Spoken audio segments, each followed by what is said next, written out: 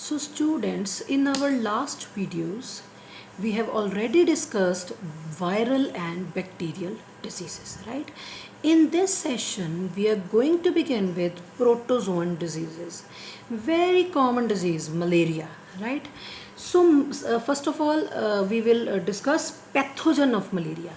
ਅਸੀਂ ਹਰ ਜਦੋਂ disease start ਕਰਦੇ ਹਾਂ ਸਭ ਤੋਂ ਪਹਿਲੀ ਚੀਜ਼ ਜਿਹੜੀ ਅਸੀਂ ਡਿਸਕਸ ਕਰਦੇ ਹਾਂ ਉਹ ਕੀ ਹੈ ਕਿਸੇ ਵੀ ਡਿਜ਼ੀਜ਼ ਦਾ ਪੈਥੋਜਨ ਰਾਈਟ ਸੋ ਮਲੇਰੀਅਲ ਦਾ ਜਿਹੜਾ ਪੈਰਾਸਾਈਟ ਹੈ ਉਹ ਹੈ ਪਲਾਸਮੋਡੀਅਮ ਰਾਈਟ ਪਲਾਸਮੋਡੀਅਮ ਜਿਹੜਾ ਹੈ ਉਹ ਆਪਣੇ ਆਪ ਨਹੀਂ ਤੁਹਾਨੂੰ ਮਲੇਰੀਆ ਕੌਜ਼ ਕਰਦਾ ਅਗੇਨ ਮਸਕੀਟੋ ਜਿਹੜਾ ਹੈ ਉਹ ਤੁਹਾਨੂੰ ਜਦੋਂ ਬਾਈਟ ਕਰਦਾ ਤਾਂ ਪਲਾਸਮੋਡੀਅਮ ਤੁਹਾਡੇ ਅੰਦਰ ਛੱਡ ਜਾਂਦਾ ਜਿਹਦੇ ਕਰਕੇ ਸਾਨੂੰ ਇਹ ਡਿਜ਼ੀਜ਼ ਹੁੰਦੀ ਹੈ ਰਾਈਟ ਸੋ ਪਲਾਸਮੋਡੀਅਮ ਜਿਹੜਾ ਸਟੂਡੈਂਟਸ ਉਹਦੇ ਦੋ ਹੋਸਟ ਨੇ ਮੀਨਸ ਦੋ ਆਰਗੈਨਿਜ਼ਮ ਦੇ ਅੰਦਰ ਉਹ ਆਪਣਾ ਪੂਰਾ ਲਾਈਫ ਸਾਈਕਲ ਕੰਪਲੀਟ ਕਰਦਾ ਹੈ ਸੋ ਜਦੋਂ ਕੋਈ ਵੀ ਆਰਗੈਨਿਜ਼ਮ ਜਦੋਂ ਜਿਵੇਂ ਹੁਣ ਮੈਂ ਪਲਾਸਮੋਡੀਅਮ ਦੀ ਗੱਲ ਕਰ ਰਹੀ ਹਾਂ ਇਹ ਦੋ ਹੋਸਟ ਦੇ ਅੰਦਰ ਟੂ ਹੋਸਟ ਦੇ ਅੰਦਰ ਆਪਣਾ ਜਿਹੜਾ ਹੈ ਉਹ ਲਾਈਫ ਸਾਈਕਲ ਕੰਪਲੀਟ ਕਰੇ ਇਸ ਚੀਜ਼ ਨੂੰ ਅਸੀਂ ਡਾਇਜੈਨੇਟਿਕ ਕਹਿੰਦੇ ਆ ਜੇ ਸਿੰਗਲ ਹੋਸਟ ਹੋਵੇ ਤਾਂ ਮੋਨੋਜੈਨੇਟਿਕ ਕਿਉਂਕਿ ਹੁਣ ਇਸ ਜਿਹੜਾ ਪੈਥੋਜਨ ਹੈ ਪਲਾਸਮੋਡੀਅਮ ਮਲੇਰੀਆ ਵਾਲਾ ਇਹਦੇ ਦੋ ਹੋਸਟ ਨੇ ਅਸੀਂ ਇਹਨੂੰ ਕਹਿੰਦੇ ਆ ਡਾਇਜੈਨੇਟਿਕ ठीक है जी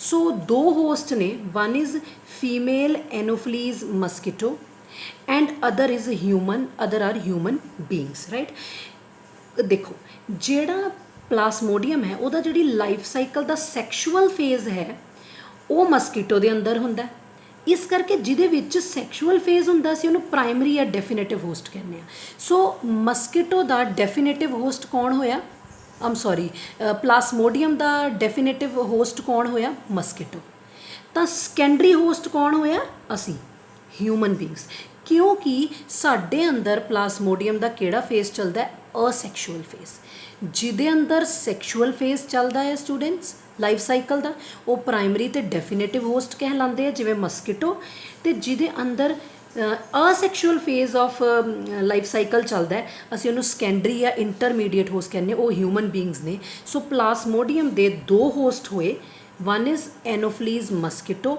and second are human beings right so ਅਸੀਂ ਹੁਣ ਇਹਦਾ ਕੰਪਲੀਟ ਲਾਈਫ ਸਾਈਕਲ ਡਿਸਕਸ ਕਰਾਂਗੇ ਸਟੂਡੈਂਟਸ ਅਸੀਂ ਡਾਇਗਰਾਮ ਤੋਂ ਦੇਖਾਂਗੇ ਕਿ ਕਿਵੇਂ ਜਿਹੜਾ ਹੈ ਆਪਣਾ ਪਲਾਸਮੋਡੀਅਮ ਹੈ ਉਹ ਆਪਣੇ ਦੋ ਹੋਸਟ ਦੇ ਅੰਦਰ ਆਪਣਾ ਜਿਹੜਾ ਕੰਪਲੀਟ ਲਾਈਫ ਸਾਈਕਲ ਪੂਰਾ ਕਰਦਾ ਹੈ ਇੱਕ ਸੈਕਸ਼ੂਅਲ ਫੇਜ਼ ਜਿਹਦੇ ਵਿੱਚ ਤੁਸੀਂ ਦੇਖੋਗੇ ਕਿਉਂਕਿ ਅਸੀਂ ਸੈਕਸ਼ੂਅਲ ਰੀਪਰੋਡਕਸ਼ਨ ਪੜ੍ਹ ਕੇ ਆ ਚੁੱਕੇ ਹਾਂ ਤੁਸੀਂ ਦੇਖੋਗੇ ਇਹ ਆਪਣੇ ਉੱਚ ਗਮੀਟਸ ਪੈਦਾ ਕਰੇਗਾ ਮੇਲ ਐਂਡ ਫੀਮੇਲ ਗਮੀਟ ਫਰਟੀਲਾਈਜੇਸ਼ਨ ਹੋਏਗੀ ਤਾਂ ਜਿਹੜਾ ਅਸੈਕਸ਼ੂਅਲ ਫੇਜ਼ ਹੋਏਗਾ ਉਹਦੇ 'ਚ ਗਮੀਟਸ ਨਹੀਂ ਬਣਨਗੇ ਉਹਦੇ ਵਿੱਚ ਹੋਰ ਅਸੈਕਸ਼ੂਅਲ ਇਹੋ ਜਿਹੇ ਚੀਜ਼ਾਂ ਬਣਨਗੀਆਂ ਜਿਹਦੇ ਕਰਕੇ ਰੀਪਰੋਡਕਸ਼ਨ ਫਰਦਰ ਪ੍ਰੋਸੀਡ ਕਰੇਗੀ ਸੋ ਹੁਣ ਮੈਂ ਡਾਇਜੈਨੇਟਿਕ ਦਾ ਮਤਲਬ ਤੁਹਾਨੂੰ ਦੱਸਤਾ ਟੂ ਹੋਸਟ ਦੇ ਅੰਦਰ ਆਪਣਾ ਸਾਈਕਲ ਪੂਰਾ ਕਰਨਗੇ ਹੁਣ ਅਸੀਂ ਜਿਹੜਾ ਹੈ ਉਹਦਾ complete life cycle with the help of diagram discuss ਕਰਨ ਜਾ ਰਹੇ ਹਾਂ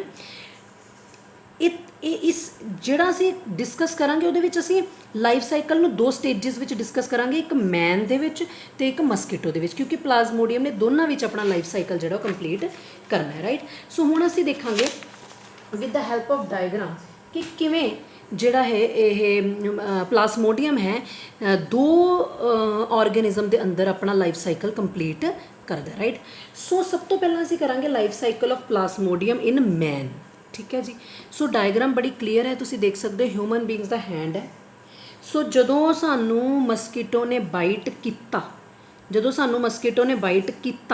ਉਹ ਸਾਡੇ ਅੰਦਰ ਪਲਾਸਮੋਡੀਅਮ ਜਿਹੜਾ ਪਲਾਸਮੋਡੀਅਮ ਨੂੰ ਛੋੜ ਗਿਆ ਤਾਂ ਪਲਾਸਮੋਡੀਅਮ ਦੀ ਜਿਹੜੀ ਸਟੇਜ ਮਸਕੀਟੋ ਦੇ ਬਾਈਟ ਕਰਨ ਤੇ ਸਾਡੇ ਅੰਦਰ ਆਈ ਇਹ ਅਸੀਂ ਯਾਦ ਰੱਖਣਾ ਉਹ ਹੈ ਸਪੋਰੋਜ਼ੋਇਟਸ ਕਿਹੜੀ ਸਟੇਜ ਹੈ ਸਟੂਡੈਂਟਸ ਸਪੋਰੋਜ਼ੋਇਟਸ ਸੋ ਅਸੀਂ ਇਹਨੂੰ ਕਹਿੰਦੇ ਹਾਂ ਇਹ ਇਨਫੈਕਟਿਵ ਸਟੇਜ ਹੈ ਜਦੋਂ ਮਸਕੀਟੋ ਸਾਨੂੰ ਬਾਈਟ ਕਰਕੇ ਗਿਆ ਸਾਡੇ ਅੰਦਰ ਕੀ ਛੋੜ ਗਿਆ ਪਲਾਸਮੋਡੀਅਮ ਕਿਸ ਸਟੇਜ ਵਿੱਚ ਅਸੀਂ ਉਹਨੂੰ ਨਾਮ ਬੋਲਦੇ ਹਾਂ ਸਪੋਰੋਜ਼ੋਇਟਸ ਰਾਈਟ ਹੁਣ ਕੀ ਹੈ ਨੈਕਸਟ ਸਾਡੇ ਕੋਲ ਸਪੋਰੋਜ਼ੋਇਟ ਸਾਡੇ ਅੰਦਰ ਐਂਟਰ ਕਰ ਗਏ ਬਲੱਡ ਓਬਵੀਅਸਲੀ ਜਦੋਂ ਮਸਕੀਟੋ ਨੇ ਸਾਡੇ ਬਾਈਟ ਕੀਤਾ ਸਾਨੂੰ ਸਭ ਬਲੱਡ ਵਿੱਚ ਚਲੇ ਗਏ ਸਪੋਰੋਜ਼ੋਇਟ ਬਲੱਡ ਦੇ ਥਰੂ ਹੁੰਦੇ ਸਪੋਰੋਜ਼ੋਇਟ ਪਹੁੰਚ ਗਏ ਸਾਡੇ ਲੀਵਰ ਦੇ ਵਿੱਚ ਰਾਈਟ ਲੀਵਰ 'ਚ ਪਹੁੰਚ ਗਏ ਠੀਕ ਹੈ ਜੀ ਹੁਣ ਲੀਵਰ ਦੇ ਵਿੱਚ ਜਾ ਕੇ ਇਹ ਜਿਹੜਾ ਪੈਰਾਸਾਈਟ ਹੈ ਇਹ ਰੀਪਰੋਡਕਸ਼ਨ ਕਰੇਗਾ ਅਸੈਕਸ਼ੁਅਲੀ ਇਫ ਯੂ ਰਿਮੈਂਬਰ ਹਿਊਮਨ ਬੀਂਗਸ ਦੇ ਅੰਦਰ ਅਸੈਕਸ਼ੁਅਲ ਮੋਡ ਚੱਲਦਾ ਹੈ ਤਾਂ ਹੀ ਅਸੀਂ ਹਿਊਮਨ ਬੀਂਗਸ ਨੂੰ ਪਲਾਸਮੋਡੀਅਮ ਦਾ ਸੈਕੰਡਰੀ ਹੋਸਟ ਕਹਿੰਦੇ ਹਾਂ ਰਾਈਟ ਸੋ ਉਹਦੇ ਅੰਦਰ ਜਾ ਕੇ ਜਿਹੜੇ ਪੈਰਾਸਾਈਟਸ ਨੇ ਜਿਹੜੇ ਆਹ ਸਾਡੇ ਕੋਲ ਪਲਾਸਮੋਡੀਅਮ ਹੈ ਜਿਹੜੇ ਉਹਦੇ ਸਪੋਰੋਜ਼ੋਇਟਸ ਨੇ ਅਸੈਕਸ਼ੁਅਲੀ ਰੀਪਰੋਡਿਊਸ ਕਰਨਗੇ, ਮੀਨਸ ਡਿਵਾਈਡ ਕਰਨਗੇ 1 ਤੋਂ 2, 2 ਤੋਂ 4, ਠੀਕ ਹੈ ਜੀ। ਤਾਂ ਜਦੋਂ ਡਿਵਾਈਡ ਕਰ ਜਾਂਦੇ ਆ ਉਸ ਤੋਂ ਬਾਅਦ ਸੈੱਲ ਜਿਹੜੇ ਸੈੱਲ ਦੇ ਅੰਦਰ ਕਰ ਰਹੇ ਆ ਉਹ ਸੈੱਲ ਬਰਸਟ ਹੋਣੇ ਸ਼ੁਰੂ ਕਰ ਦਿੰਦੇ, ਓਬਵੀਅਸਲੀ ਲੀਵਰ 'ਚ ਕਰ ਰਹੇ ਆ ਉਹ ਸੈੱਲ ਫਟਦੇ ਨੇ, ਬਰਸਟ ਹੁੰਦੇ ਨੇ, ਅਤੇ ਜਿਹੜੇ ਸਪੋਰੋਜ਼ੋਇਟਸ ਅੰਦਰ ਕਿੰਨੇ ਸਾਰੇ ਬਣੇ ਸੀ ਉਹ ਫਿਰ ਦੁਬਾਰਾ ਤੋਂ ਬਲੱਡ ਦੇ ਵਿੱਚ ਆ ਜਾਂਦੇ ਨੇ, ਠੀਕ ਹੈ ਜੀ। ਸੋ ਹੁਣ ਪੈਰਾਸਾਈਟ ਲੀਵਰ ਸੈੱਲ ਤੋਂ ਬਾਅਦ ਵਿੱਚ ਤੁਹਾਡੇ ਰੈੱਡ ਬਲੱਡ ਸੈੱਲ 'ਚ ਐਂਟਰ ਕਰਦਾ ਹੈ। ਰੈੱਡ ਬਲੱਡ ਸੈੱਲ ਦੇ ਵਿੱਚ ਐਂਟਰ ਕਰਕੇ ਇਹ ਰੈੱਡ ਬਲੱਡ ਸੈੱਲ 'ਚ ਵੀ ਅਸੈਕਸ਼ੁਅਲੀ ਡਿਵਾਈਡ ਕਰਦੇ ਨੇ, ਤਾਂ ਫਿਰ ਰੈੱਡ ਬਲੱਡ ਸੈੱਲ ਬਰਸਟ ਕਰਦੇ ਨੇ, ਤਾਂ ਜਿਹੜਾ ਸਾਡਾ ਫੀਵਰ ਦਾ ਉਹ ਸਾਈਕਲ ਚੱਲ ਪੈਂਦਾ ਹੈ। ਤਾਂ ਹੁਣ ਜਿਹੜੇ ਪੈਰਾਸਾਈਟ ਨੇ ਉਹ ਨਵੇਂ ਰੈੱਡ ਬਲੱਡ ਸੈੱਲ ਨੂੰ ਇਨਫੈਕਟ ਕਰਨ ਲਈ ਤਿਆਰ ਹੈ। ਕੁਝ ਰੈੱਡ ਬਲੱਡ ਸੈੱਲ 'ਚ ਤਾਂ ਐਂਟਰ ਕਰ ਗਏ, ਜਿਹੜੇ ਬਾਕੀ ਰਹਿ ਗਏ ਉਹਨਾਂ ਨੂੰ ਵੀ ਇਨਫੈਕਟ ਕਰਨ ਲਈ ਤਿਆਰ ਨੇ, ਮੀਨਸ ਹੁਣ ਹੌਲੀ ਹੌਲੀ ਰੈੱਡ ਬਲੱਡ ਸੈੱਲ ਇਨਫੈਕਟਡ ਹੋਣਗੇ, ਠੀਕ ਹੈ ਜੀ। ਸੋ ਇੱਥੋਂ ਤੱਕ ਸਾਡੇ ਕੋਲ ਕੀ ਹੈ, ਜਿੱਥੋਂ ਤੱਕ ਤਾਂ ਤੁਸੀਂ ਦੇਖ ਰਹੇ ਹੋ ਕਿ ਅਸੈਕਸ਼ੁਅਲ ਮੋਡ ਆਫ ਰੀਪਰੋਡਕਸ਼ਨ ਚੱਲ ਰਹੀ ਹਿਊਮਨ ਦੇ ਵਿੱਚ ਚੱਲਦੀ ਹੈ। ਉਸ ਤੋਂ ਬਾਅਦ ਜਿਹੜੀ ਰੀਪਰੋਡਕਸ਼ਨ ਚੱਲਣੀ ਹੈ ਉਹ ਕਿਹਦੇ ਵਿੱਚ ਚੱਲਣੀ ਹੈ, ਇਨ ਦਾ ਮਸਕੀਟੋ। ਉਹ ਕਿਹੜੀ ਹੋਏਗੀ, ਸੈਕਸ਼ੁਅਲ ਰੀਪਰੋਡਕਸ਼ਨ। ਹੁੰਦਾ ਕੀ ਹੈ, ਜਦੋਂ ਸਾਡੇ ਕੋਲ ਰੈੱਡ ਬਲੱਡ ਸੈੱਲ ਦੇ ਵਿੱਚ ਡਿਵੀਜ਼ਨ ਸਟਾਰਟ ਹੋ ਗਈ ਤਾਂ parasite is now ready to infect other red blood cell. ਹੁਣ ਉਹ ਜਿਹੜੀ ਸਟੇਜ ਹੈ, ਪੈਰਾਸਾਈਟ ਜਿਹੜਾ ਹੁਣ ਅਦਰ ਸੈੱਲਸ ਨੂੰ ਇਨਫੈਕਟ ਕਰੇਗਾ, ਉਹ ਸਟੇਜ ਦੇ ਵਿੱਚ ਮਤਲਬ ਜਿਹੜੀ ਹੁਣ ਡਿਵਾਈਡ ਕਰਕੇ ਬਣੇ ਉਹ ਗੈਮੀਟੋਸਾਈਟਸ ਕਹਿਲਾਉਂਦੇ ਨੇ। ਤਾਂ ਉਹ 2 ਤਰ੍ਹਾਂ ਦੇ ਹੁੰਦੇ ਨੇ, ਮੇਲ ਗੈਮੀਟਸ ਤੇ ਫੀਮੇਲ ਗੈਮੀਟ। ਪਹਿਲਾਂ ਸਪੋਰੋਜ਼ੋਇਟ ਚੱਲ ਰਹੇ ਸੀ, ਹੁਣ ਕੀ ਸ਼ੁਰੂ ਹੋ ਗਏ, ਗੈਮੀਟੋਸਾਈਟ। ਹੁਣ ਕੀ ਹੋਏਗਾ, ਹੁਣ ਜਿਹੜਾ ਮਸਕੀਟੋ ਹੈ, ਮੱਛਰ ਹੈ ਜਿਹੜਾ, ਉਹ ਜਦੋਂ ਤੁਹਾਨੂੰ ਦੁਬਾਰਾ ਤੋਂ ਬਾਈਟ ਕਰੇਗਾ, ਫੀਮੇਲ ਮਸਕੀਟੋ, ਉਹ ਬਲੱਡ ਦੇ ਨਾਲ ਖੂਨ ਚੂਸੇਗਾ, ਬਲੱਡ ਦੇ ਨਾਲ ਗੈਮੀਟੋਸਾਈਟ ਆਪਣੀ ਬੋਡੀ ਦੇ ਅੰਦਰ ਲੈ ਕੇ ਚਲਾ ਜਾਏਗਾ, ਰਾਈਟ। ਹੁਣ ਗੈਮੀਟੋਸਾਈਟਸ ਜਿਹੜੇ ਸੀਗੇ, ਜਦੋਂ ਆ ਦੇਖੋ ਨਾ ਦੁਬਾਰਾ ਹੈਂਡ ਬਣਾਇਆ ਨਾ, ਮੱਛਰ ਨੇ ਜਦੋਂ ਬਾਈਟ ਕੀਤਾ ਤਾਂ ਗੈਮੀਟੋਸਾਈਟ ਤੁਹਾਡੀ ਬੋਡੀ 'ਚੋਂ ਫਿਰ ਮੱਛਰ 'ਚ ਐਂਟਰ ਕਰ ਗਏ, ਮਸਕੀਟੋ 'ਚ ਐਂਟਰ ਕਰ ਗਏ।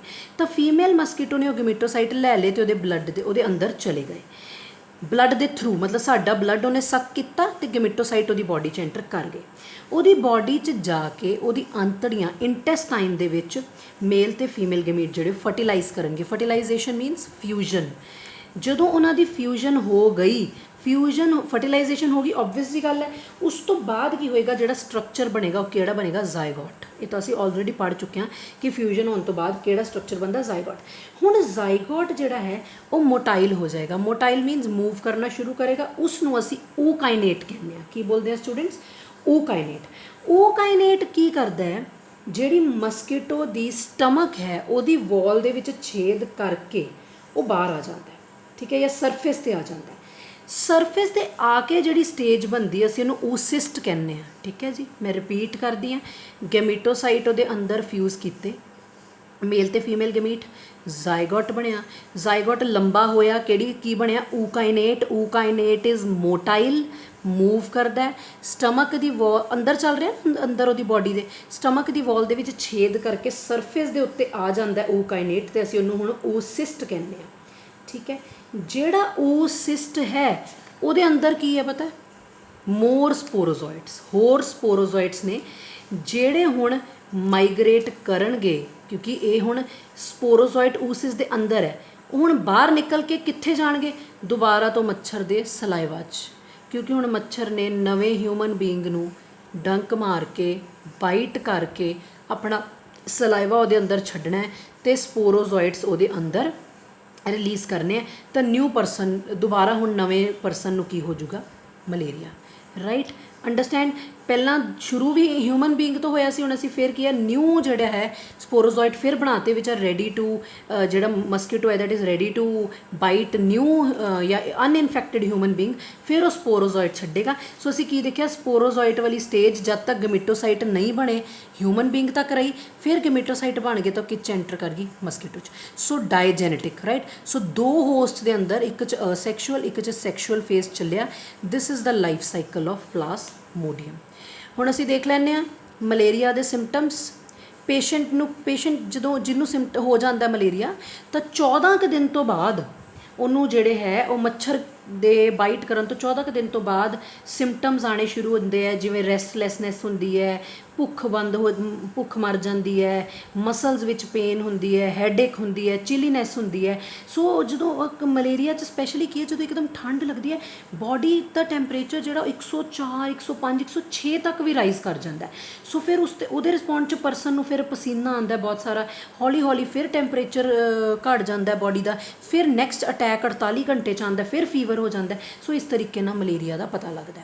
ਉਸ ਤੋਂ ਬਾਅਦ ਸਾਡੇ ਕੋਲ ਪ੍ਰੀਵੈਂਸ਼ਨ ਕੀ ਹੈ, ਤੁਸੀਂ ਦੇਖ ਸਕਦੇ ਹੋ ਮਲੇਰੀਆ ਜਿਹੜਾ ਹੁਣ ਕਿਉਂਕਿ ਮਸਕੀਟੋ ਸਾਨੂੰ ਮਲੇਰੀਆ ਫੈਲਾਉਂਦਾ, ਤਾਂ ਤੁਸੀਂ ਕੀ ਕਰ ਸਕਦੇ, ਜਾਲੀ ਵਾਲੇ ਦਰਵਾਜ਼ੇ, ਵਾਇਰ ਗੌਜ਼ਿੰਗ ਕਹਿੰਦੇ ਆ, ਉਹਦੇ ਥਰੂ ਮਸਕੀਟੋ ਐਂਟਰ ਨਹੀਂ ਕਰਨਗੇ। ਵਿੰਡੋਜ਼ ਵਗੈਰਾ ਬੰਦ ਰੱਖੋ ਤਾਂ ਕਿ ਮਸਕੀਟੋ ਨਾ ਆਉਣ। ਮਸਕੀਟੋ ਨੈਟਸ ਯੂਜ਼ ਕਰੋ।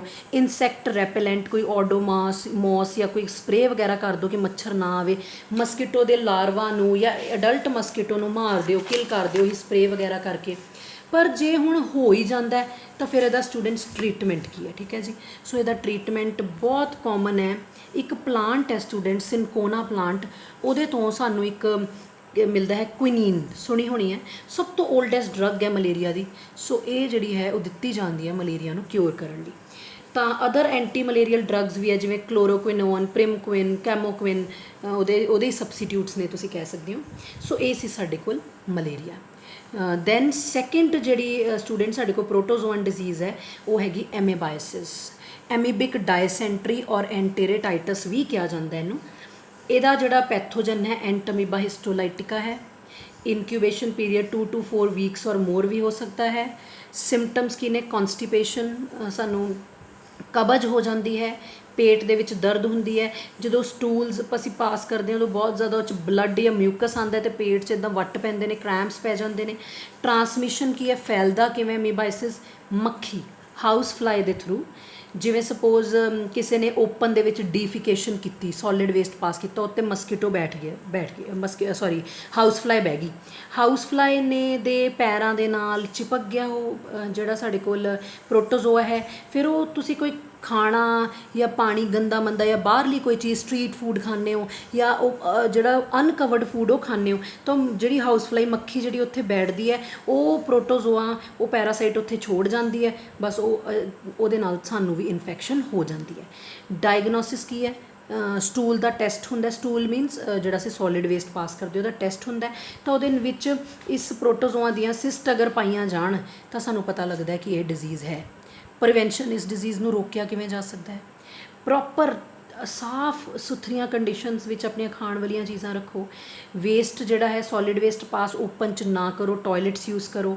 ਖਾਣ ਵਾਲੀਆਂ ਚੀਜ਼ਾਂ ਢੱਕ ਕੇ ਰੱਖੋ। ਫਰੂਟਸ ਨੂੰ, ਵੈਜੀਟੇਬਲਸ ਨੂੰ ਖਾਣ ਤੋਂ ਪਹਿਲਾਂ ਪ੍ਰੋਪਰਲੀ ਵਾਸ਼ ਕਰੋ, ਰਾਈਟ। ਦੈਨ ਇਹਦਾ ਟਰੀਟਮੈਂਟ ਕੀ ਹੈ, ਸਾਡੇ ਕੋਲ ਕੁਝ ਐਂਟੀਬਾਇਓਟਿਕਸ ਨੇ। ਮੈਟਰੋਨੀਡਿਜ਼ੋਲ ਸਭ ਤੋਂ ਇਫੈਕਟਿਵ ਹੈ ਅਤੇ erythromycin, these are the antibiotics, right. So third ਜਿਹੜੀ ਸਟੂਡੈਂਟ ਸਾਡੇ ਕੋਲ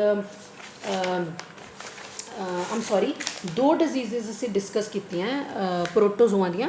that is first of all we have discuss malaria, then we have amoebiasis.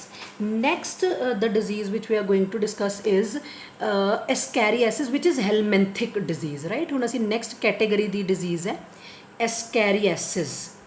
ascariasis ਦਾ ਜਿਹੜਾ ਪੈਥੋਜਨ ਹੈ ਉਹ ਸਾਡੇ ਕੋਲ ਹੈ Ascaris lumbricoides, ਠੀਕ ਹੈ ਜੀ। ਸੋ Ascaris lumbricoides ਜਿਹੜਾ ਹੈ ਜਦੋਂ ਸਾਡੇ ਅੰਦਰ ਐਂਟਰ ਕਰ ਜਾਂਦਾ ਹੈ, ਸਾਨੂੰ ਕਿੱਦਾਂ ਦੇ ਸਿੰਪਟਮਸ ਆਉਂਦੇ ਨੇ। ਸਾਡੇ ਪੇਟ ਦੇ ਵਿੱਚ ਦਰਦ ਹੁੰਦੀ ਹੈ, ਸਾਨੂੰ ਭੋਜਨ ਪਚਣਾ ਬੰਦ ਹੋ ਜਾਂਦਾ ਹੈ, ਸਾਡੇ ਅੰਦਰ ਕਈ ਵਾਰੀ ਇੰਟਰਨਲੀ ਬਲੀਡਿੰਗ ਹੋਣ ਲੱਗ ਜਾਂਦੀ ਹੈ, ਬਹੁਤ ਜ਼ਿਆਦਾ ਸਾਨੂੰ ਵੀਕਨੈਸ ਆਉਂਦੀ ਹੈ, ਅਨੀਮੀਆ, ਸਾਡਾ HB ਘਟ ਜਾਂਦਾ ਹੈ, ਨੋਜ਼ੀਆ, ਫੀਲਿੰਗ ਲਾਈਕ ਵੋਮਿਟਿੰਗ ਵੀ ਹੁੰਦੀ ਹੈ, ਡਾਇਰੀਆ, ਸਾਨੂੰ ਲੂਜ਼ ਮੋਸ਼ਨਸ ਵੀ ਲੱਗਦੇ ਨੇ। ਅਗਰ ਬਹੁਤ ਜ਼ਿਆਦਾ ਸਟਰੋਂਗ ਇਨਫੈਕਸ਼ਨ ਹੋ ਜੇ ਤਾਂ ਕਈ ਵਾਰੀ ਸਾਡੀ ਆਂਤੜੀਆਂ ਬਲੌਕ ਵੀ ਕਰ ਜਾਂਦੀਆਂ ਔਰ ਨਿਮੋਨੀਆ ਵੀ ਹੋ ਸਕਦਾ ਹੈ। ਟਰਾਂਸਮਿਸ਼ਨ, ਇਸ ਪੈਰਾਸਾਈਟ ਦੇ ਜਿਹੜੇ ਐਗ ਨੇ ਉਹ ਸਟੂਲ, ਟੋਇਲਟ, ਸੋਲਿਡ ਵੇਸਟ ਨਾਲ ਸਾਡੀ ਬੋਡੀ 'ਚੋਂ ਫੀਕਲ ਮੈਟਰ ਨਾਲ ਪਾਸ ਕਰਦੇ ਨੇ, ਜਿਹੜੇ ਮਿੱਟੀ ਨੂੰ, ਪਾਣੀ ਨੂੰ ਜਾਂ ਪਲਾਂਟਸ ਨੂੰ ਦੇ ਵਿੱਚ ਮਿਲ ਜਾਂਦੇ ਨੇ।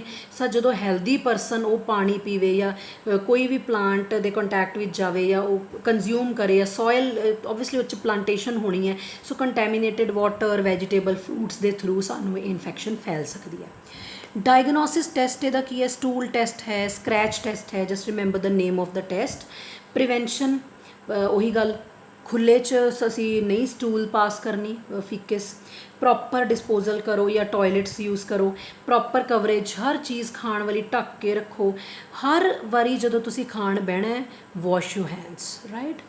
Treatment anti helminthic drugs such as oil of chenopodium, एक प्लांट है ਉਹਦਾ ऑयल, बेंडेक्स, डीवर्मिस, राइट। दैन साढ़े को डिजीज़ आ गई फिलारियासिस।